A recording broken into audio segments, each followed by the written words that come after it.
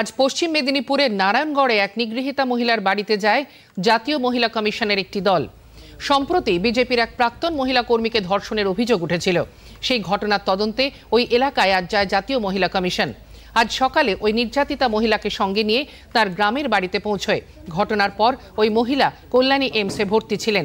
শুক্রবার তিনি ছাড়া পান। জাতীয় মহিলা কমিশনের চেয়ারম্যান ডক্টর অর্চনা মজুমদারের নেতৃত্বে এই দলটি নারায়ণগড় থানায় ওই থানার ওসি, এক ডিএসপি এবং জেলার এক অতিরিক্ত পুলিশ সুপারের সঙ্গে বৈঠক করে তারা চলে যান।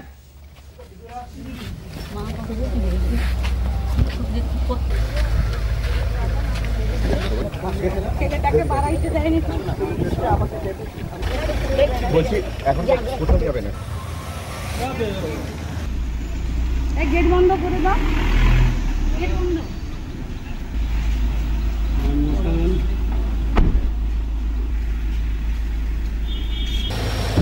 দিদি কি কথা হলো? অর্চনা মজুমদার বলেন, শুধু একটি নয়, তিনি এরকম 20টি অভিযোগ পেয়েছেন। আমি একটি মেয়ের জন্য এসেছি, একটা কেস রেজিস্টার করে এসেছি।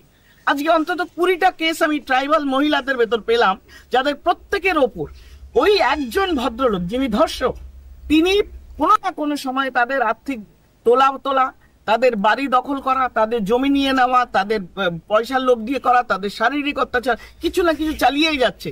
আমি দীর্ঘদিন আমার মনে হচ্ছে সে যেন আরেক শেখ শাহজাহান এই অঞ্চলের বেতাব বাদশাহ। সে যা বলবে তাই হবে এবং মানুষ তাই শুনবে। এই ট্রাইবাল বয়স্ক ভদ্রমহিলা এর দিকে তাকান, হাত কাঁপছে, আমাকে ধরে আছে।